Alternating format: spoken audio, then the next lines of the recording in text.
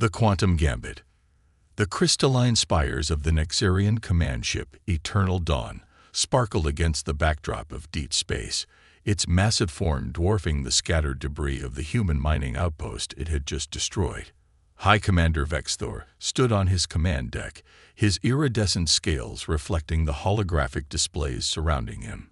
His species had ruled this sector for 10,000 years, and these new humans needed to learn their place. Another primitive settlement eliminated, he announced to his bridge crew, his multiple hearts beating in perfect synchronization.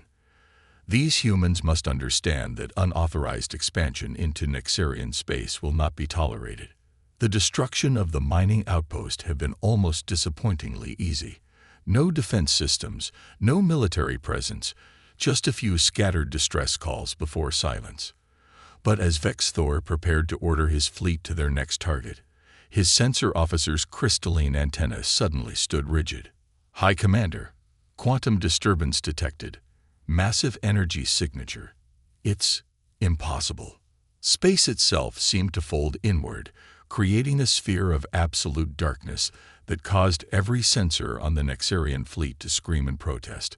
From this void emerged a ship unlike anything the Nexarians had ever seen. Where their vessels were elegant crystal and light, this human ship was an obsidian predator. Its hull seemed to drink in starlight, covered in geometric patterns that hurt the eyes if observed too long. "This is Captain Sarah Chen of the UES Helios," a calm human voice transmitted across all frequencies. "You have attacked and destroyed a civilian installation. Under Article 7 of the Terra Accords, this act of aggression authorizes an immediate military response." Vexthor's scales rippled with amusement. One ship, against his fleet of 50. Your courage is noteworthy, human, but clearly misplaced.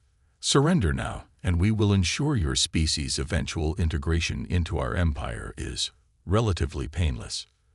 The response came not in words, but in action. The Helios's hull patterns suddenly blazed with purple light, and reality around the ship began to crack. The Nexarian sensors couldn't process what they were seeing. It was as if space itself was being rewritten. "Target that vessel," Vexthor commanded, and 50 crystalline ships unleashed their energy weapons. Beams of devastating power converged on the Helios and vanished into those strange geometric patterns. The human ship didn't just absorb the attack, it seemed to feed on it. "High Commander," his science officer's voice trembled. "They're using quantum architecture. Their entire hull is a massive quantum computer. They're not just absorbing our weapons, they're calculating all possible outcomes of this battle simultaneously." Before Vexthor could process this revelation, the Helios struck back. But instead of conventional weapons, it released what appeared to be small black spheres. As these spheres approached the Nexarian ships, they began to multiply, each one splitting into perfect copies of itself. "Quantum-entangled antimatter devices." Captain Chen's voice came again, still eerily calm. "Each one exists in multiple states simultaneously until observed. Your sensors can't track them all, and you can't shoot what you can't properly observe." The demonstration that followed would be burned into Vexthor's memory forever. Ships of his mighty fleet began to vanish, not in explosions, but in perfect spheres of nothingness, as the quantum weapons collapsed all possible states into single devastating outcomes. The humans hadn't just mastered space travel, they had learned to weaponize quantum uncertainty itself. "Hold." Vexthor's voice boomed across the command deck. Already a third of his fleet was gone, and his sensors couldn't even tell him exactly how it had happened. "Hold weapons fire." The geometric patterns on the Helios pulsed once, and the remaining quantum spheres winked out of existence. Captain Chen's voice returned. "The next time humanity extends a hand in peaceful contact, I suggest you consider very carefully how you respond. We did not want this fight, but we have spent centuries preparing for it. The universe is vast enough for all of us, High Commander. Remember that." As the Helios disappeared back into its quantum void, Vexthor stared at the space where it had been. In all his years of service, he had never encountered anything like this. The humans hadn't just developed new weapons. They had fundamentally changed the rules of warfare itself. His communication officer's voice broke the silence. "High Commander, the Eternal Congress is requesting an immediate report. They're detecting quantum disturbances across 3 sectors." Vexthor's scales had lost their luster, now a pale shade of their former brilliance. Tell them we need to reassess everything we thought we knew about the humans. They're not primitive. They're something else entirely." As his remaining ships limped home, Vexthor realized this wasn't just a military defeat. It was the beginning of a fundamental shift in the galaxy's power structure. Humanity had arrived on the galactic stage, not with brute force, but with an understanding of reality's deepest mysteries that made traditional warfare obsolete. And somewhere in the quantum void, the Helios continued its patrol, a guardian of human interests and a testament to the species' unique approach to solving problems, not by following the established paths, but by rewriting the rules entirely. Ripples of fear. The Grand Assembly of the Galactic Concordat had never been so silent. Representatives from 1,000 species sat in their crystalline chambers, watching the holographic replay of the Helios battle for the 100th time. The Nexarian ships, pride of the oldest spacefaring civilization, vanishing into points of quantum uncertainty.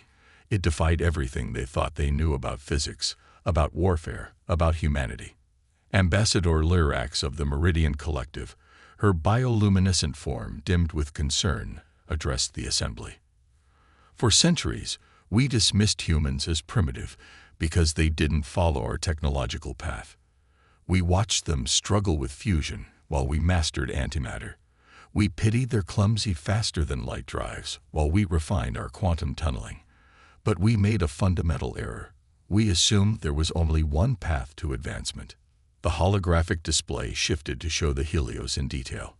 Its obsidian hull's geometric patterns seemed to move even in the frozen image, like an optical illusion that refused to resolve itself. "The humans didn't try to copy our technology," Lyrax continued. "They looked at the fundamental laws of the universe and found different answers. While we refined our energy weapons, they learned to manipulate probability itself. While we built bigger ships, they learned to fold space in ways our scientists still can't explain." From his observation pod, High Scholar Zentai of the Arxer Academy interrupted, his crystalline form vibrating with intensity. "The implications go beyond military concerns. Analysis of the Helios' hull suggests their quantum architecture isn't just a weapon system. It's a new form of computing. They're not just calculating possible futures.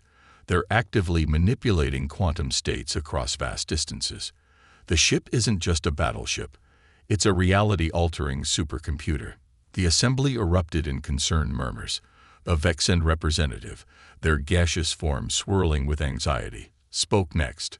"Reports from our deep space monitors indicate the humans have more than one of these vessels. We've detected quantum disturbances consistent with Helios-class ships in 12 different sectors. How many have they built? What else have they developed that we don't know about?" Ambassador Lyrax raised her appendages for silence. "Perhaps most concerning is their rate of advancement. The first human faster-than-light drive was detected barely 2 centuries ago. In that time, they've not only caught up to technologies that took us millennia to develop, they found entirely new applications we never imagined. Their neural interface systems alone represent a breakthrough that our best minds are still struggling to comprehend." The holographic display shifted again, showing medical scans of human crew members from other encounters. Their neural patterns pulsed with a complexity that defied standard models.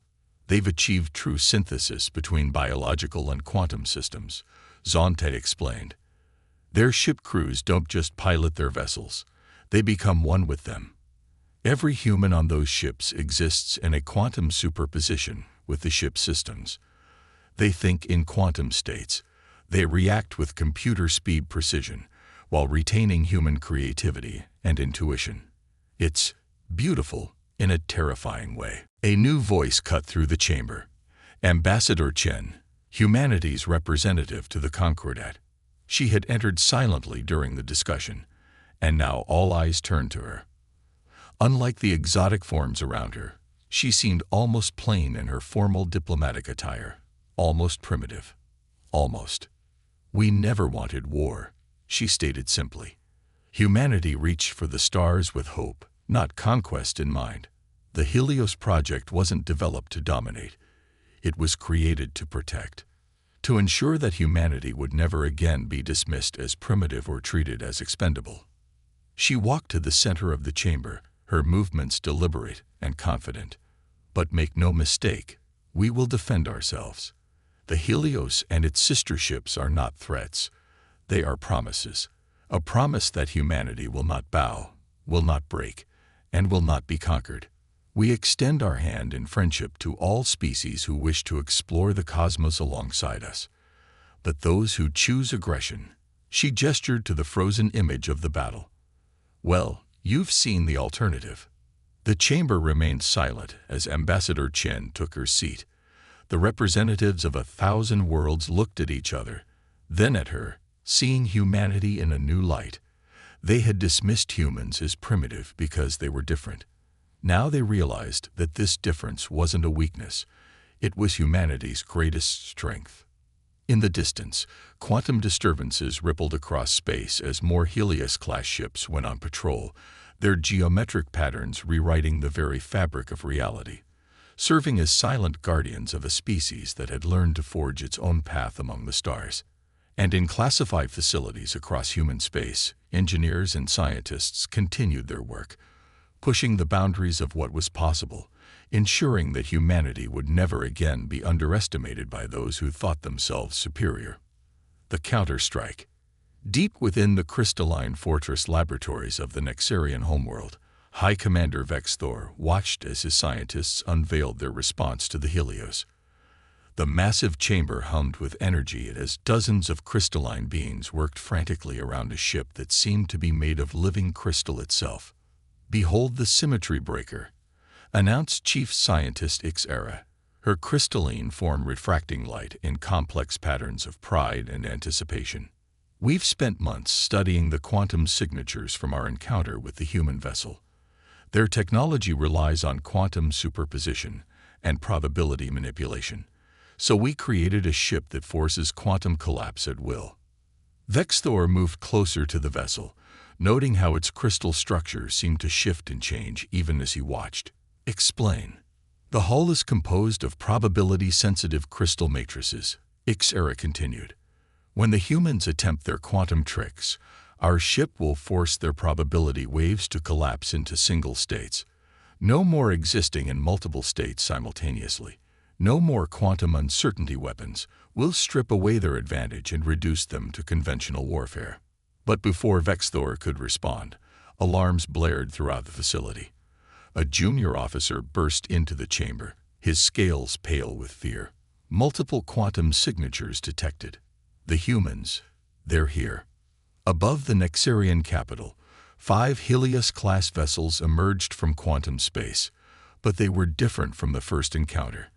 Their geometric patterns now spiraled in impossible ways, and their hulls seemed to phase in and out of reality itself. Captain Sarah Chen's voice echoed through every communication system in the capital. "We detected your quantum collapse research months ago. Did you think we wouldn't adapt? Wouldn't evolve? That's the fundamental difference between our species, High Commander. You perfect what exists. We imagine what could be."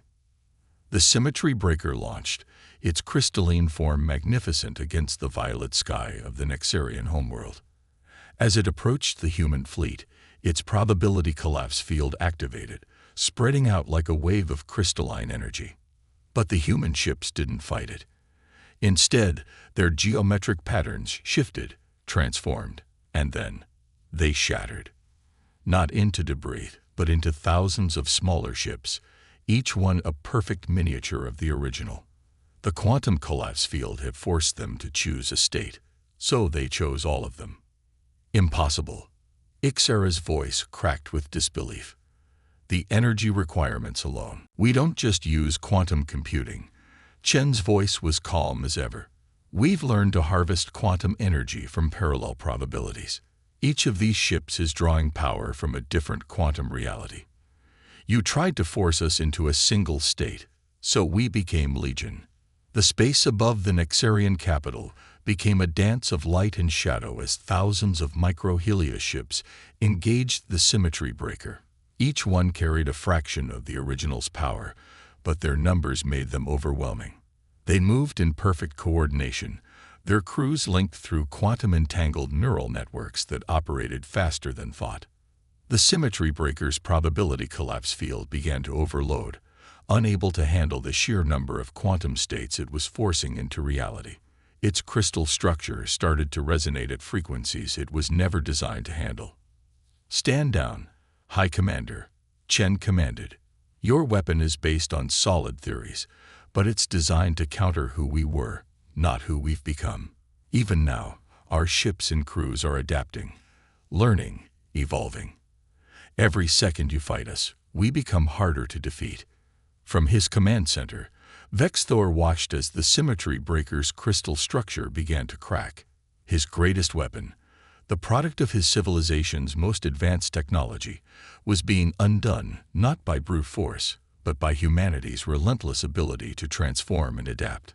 "Hold," he commanded, his voice carrying the weight of centuries of Nexarian pride. "Hold fire. All ships stand down." He paused, his scales shifting to a color of formal submission. "Open a channel to their flagship. It's time we negotiated." The thousands of micro-Helios ships began to recombine, flowing back together like mercury until 5 full-sized vessels once again hung in the violet sky. Their geometric patterns settled into new configurations, ones that had never been seen before. As Vexthor prepared to face Captain Chen in diplomatic discussion, he finally understood what made humans truly dangerous. It wasn't their technology, advanced as it was. It wasn't their weapons or their tactics. It was their fundamental nature. Their refusal to accept limitations, their ability to look at established rules and find ways to rewrite them entirely. The humans hadn't just developed new technology. They had evolved beyond what his people thought possible, and they showed no signs of stopping. Hidden strengths.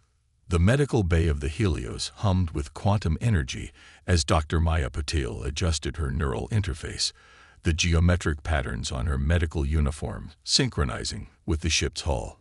Before her floated a holographic display of the human nervous system, but not as any traditional doctor would recognize it. This was the nervous system of a quantum-integrated human, and it was beautiful in its complexity. "Recording medical log," she spoke, her words automatically transcribed by the ship's quantum computer. "Day 742 of the Helios Initiative. The integration between human consciousness and quantum systems has progressed beyond our wildest expectations. We're not just interfacing with machines anymore. We're evolving into something entirely new." The hologram zoomed in on the brain's synaptic connections, showing how quantum entanglement had become part of the natural neural process. Tiny structures, artificially grown but perfectly biological, allowed human neurons to exist in quantum superposition.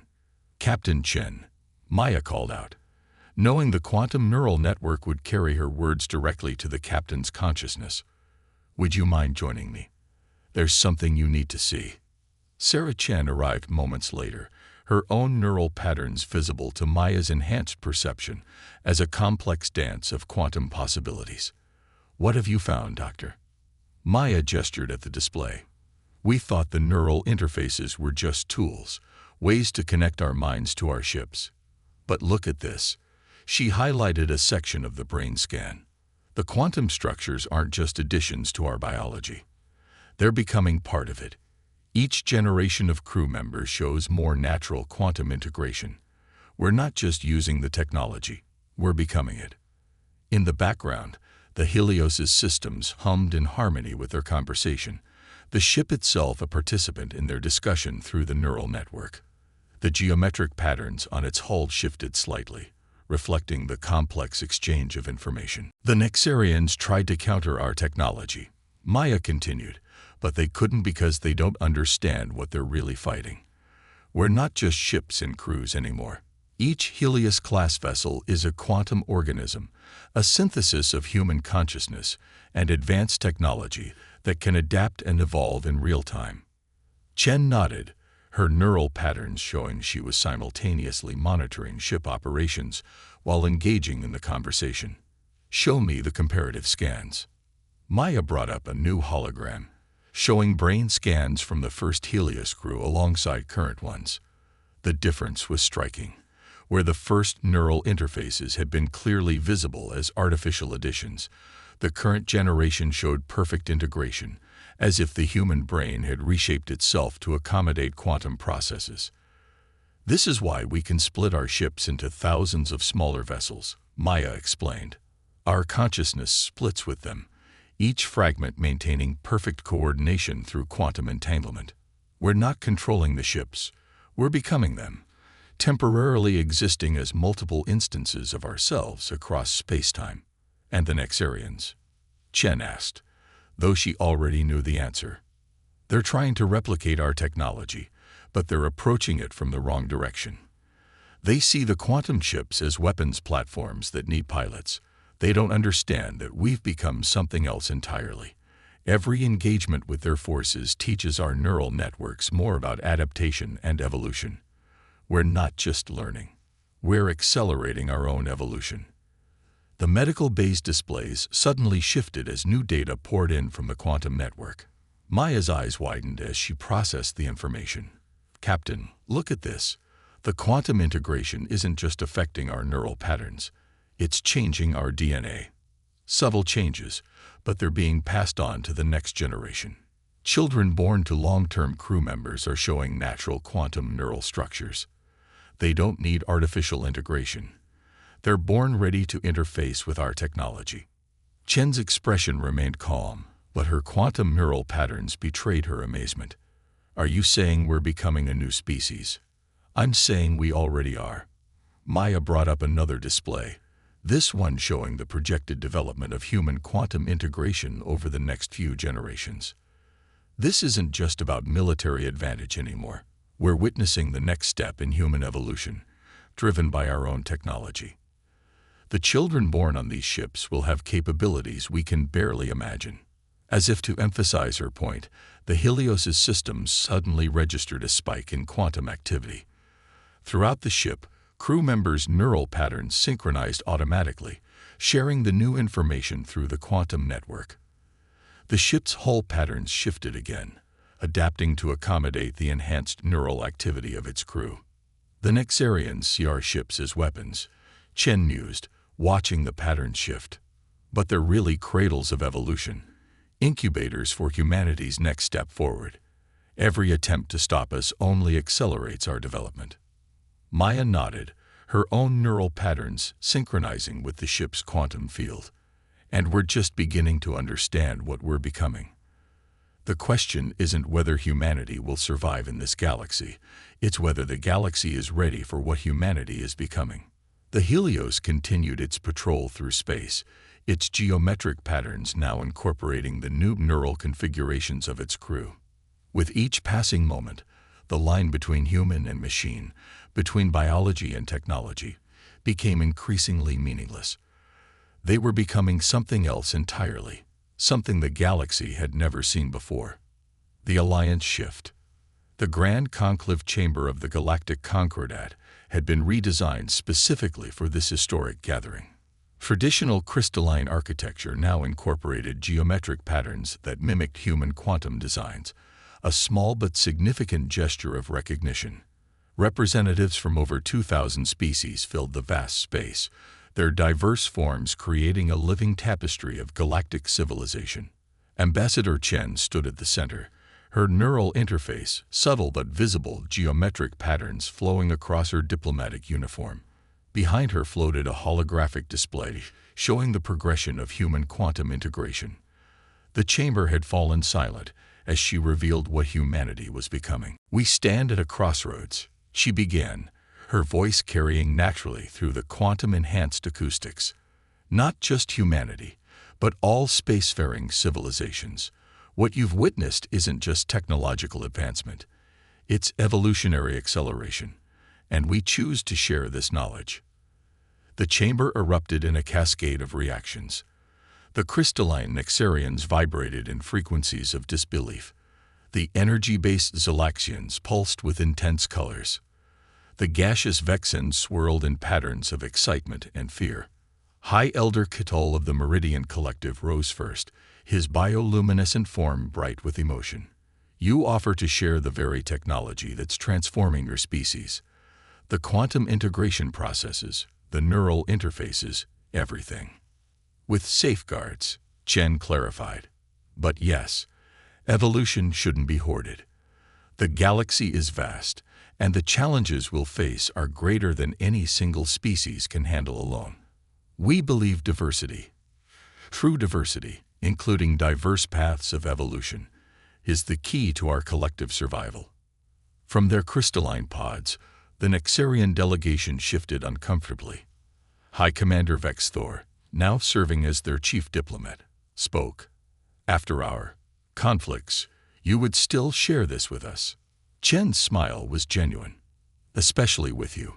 Your crystalline biology might interact with quantum fields in ways we haven't even imagined. Every species here has unique potential. The question is, are you ready to explore it? The holographic display shifted, showing the successful trials of quantum integration with various alien physiologies. The results were stunning. Each species adapted the technology in unique ways, creating entirely new possibilities. The Zylaxian's energy-based consciousness allows for near-perfect quantum state manipulation. Chen continued. The Vexan's gaseous form enables quantum distribution across vast distances. The Nexarian's crystalline structure could revolutionize quantum computing itself. Together, we could become something greater than any of us could achieve alone. But not all reactions were positive. The hegemony of pure form, a coalition of species dedicated to biological purity, raised immediate objections. This is abomination, their speaker declared, their metallic scales rattling with disgust. Natural evolution should not be corrupted by artificial means. You propose to end our species as we know them. Chen's response was measured but firm. Evolution has never been pure. Every major advancement in biological history came from adaptation, integration, and change. We're not ending anything. We're opening new possibilities. The choice to explore them remains with each species. As if to emphasize her point, a quantum disturbance rippled through space near the Concordat station. A new Helios-class vessel emerged, but this one was different. Its hull incorporated elements of multiple species' architectural styles, crystalline structures, energy conduits, and gaseous chambers seamlessly integrated with human quantum geometry. The UES synthesis, Chen announced. Our first truly multi-species vessel. Its crew includes humans, Nexarians, Zylaxians, and Vexans, all quantum integrated not just with the ship, but with each other. They're exploring possibilities we never imagined when we first developed this technology. The ship's presence seemed to shift the mood in the chamber. Representatives began to see not just human advancement, but potential futures for their own species. The geometric patterns on the synthesis's hull reflected the combined neural patterns of its diverse crew, creating something entirely new and beautiful. We stand ready to form new alliances, Chen continued, not based on military power or technological superiority, but on shared evolution and discovery. The quantum integration process can be adapted for any species willing to explore its potential. Together, we could become something unprecedented in galactic history, a true synthesis of multiple evolutionary paths. As the chamber erupted in discussion, with species forming impromptu alliances and negotiating terms, Chen shared a quantum speed thought with the synthesis's crew. Their response came instantly, a complex symphony of multi-species consciousness transmitted through the quantum neural network. The galaxy was changing. Species that had existed unchanged for millions of years were considering voluntary evolution. Ancient enemies were finding common ground in shared transformation. And humanity, once dismissed as primitive, had become not a conqueror but a catalyst, offering the galaxy not domination but diversification. The age of singular evolution was ending. The era of quantum synthesis had begun. Evolution's edge. 5 years after the formation of the Quantum Alliance, the galaxy faced its greatest test. The Void Hunters had emerged from intergalactic space, ancient, enormous beings that existed partially in higher dimensions. They saw the quantum evolution of the galaxy's species as a threat to the natural order, and they came to end it. The combined fleet of the Quantum Alliance hung in formation around the Nexarian homeworld, their ships a testament to how far they'd come. Human quantum geometry merged seamlessly with Nexarian crystal architecture, Xylaxian energy matrices, and Vexen probability clouds. Each vessel was a unique synthesis of multiple species technologies and consciousness. Captain Sarah Chen, now Admiral Chen, stood on the bridge of the UES Transcendence, the most advanced ship ever created by the combined knowledge of the Alliance. Her neural patterns were intertwined with not just the ship's systems, but with the quantum-integrated consciousness of her multi-species crew. "They're coming," announced First Officer Vexlera, her crystalline form pulsing with quantum energy. The daughter of a human mother and Nexarian father, she represented the first generation of naturally quantum-integrated hybrids. The Void Hunters are tearing through subspace. Traditional weapons will be useless against higher-dimensional beings. "We're not fighting with traditional weapons," Chen responded, as the geometric patterns across the Transcendence's hull began to shift into new configurations never before seen. "We're fighting with evolution itself." The Void Hunters emerged like tears in reality, massive, shadowy forms that seemed to bend space around them. Their very presence caused quantum fluctuations that would have torn apart any normal ship. But the Alliance fleet was far from normal. "All ships, initiate Synthesis Protocol Omega," Chen commanded through the quantum network. Across the fleet, crews of different species merged their consciousness more deeply than ever before, their neural patterns synchronizing across quantum states. The ships themselves began to change.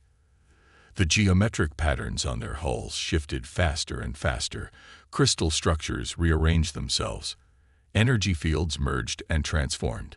The entire fleet was evolving in real time, adapting to match the higher dimensional nature of their opponents. The first Void Hunter struck with appendages that existed in multiple dimensions simultaneously, but instead of tearing through the Alliance ships, it encountered something unprecedented. The fleet had transformed into a quantum lattice, each ship existing in multiple dimensional states, their crews combined consciousness, allowing them to perceive and operate in higher dimensions. "We understand now," Chen transmitted, her message reaching the Void Hunters on levels beyond normal spacetime. "You came to stop evolution, but you've become its catalyst. Look at what we've become because of your arrival."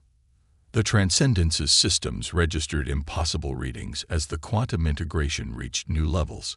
The barrier between organic and mechanical, between different species, between different dimensions began to blur. The combined consciousness of the Alliance fleet expanded, touching levels of reality they had never imagined possible. The Void Hunters recoiled, their higher dimensional senses detecting something they had never encountered in their ancient existence. The species they had come to suppress weren't just evolving technologically. They were transcending the very boundaries of existence. Through the quantum neural network, Chen shared a vision with both her allies and the Void Hunters, a future where evolution wasn't just biological or technological, but dimensional, where consciousness itself could shift between states of existence, where the barriers between species, between organic and synthetic, between different planes of reality, became meaningful choices rather than rigid limitations. "This is what you feared," she communicated. "Not that we would destroy the natural order, but that we would transform it. That we would take evolution itself to new levels. You came to end our advancement, but you've only proven why it's necessary." The Void Hunters' response came not in words, but in quantum fluctuations that the evolved fleet could now understand. They saw the truth in Chen's words. The very force they had come to stop had transformed into something beyond their comprehension. Slowly, majestically, the ancient beings began to retreat. Not in defeat, but in recognition. They had come expecting to find upstart species meddling with forces they didn't understand. Instead, they found the next step in universal evolution, consciousness that could transcend dimensional barriers, species that could rewrite the laws of reality through their combined potential.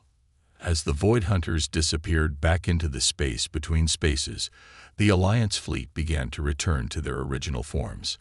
But they would never be the same. They had touched something greater than themselves, seen potential they had never imagined. Log entry, final report on the Void Hunter incident.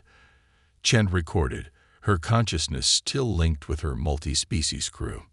We came to the stars looking for our place in the universe. Instead, we found that our place is wherever we choose to evolve to. The barriers between species, between states of existence, between dimensions themselves, they're not walls, they're doorways. And we've only just learned how to open them. The geometric patterns on the Transcendence's hull settled into a new configuration, one that somehow seemed to hint at dimensions beyond normal space. Across the fleet, crews of multiple species shared a single thought through the quantum network. This wasn't the end of their evolution. It was just the beginning.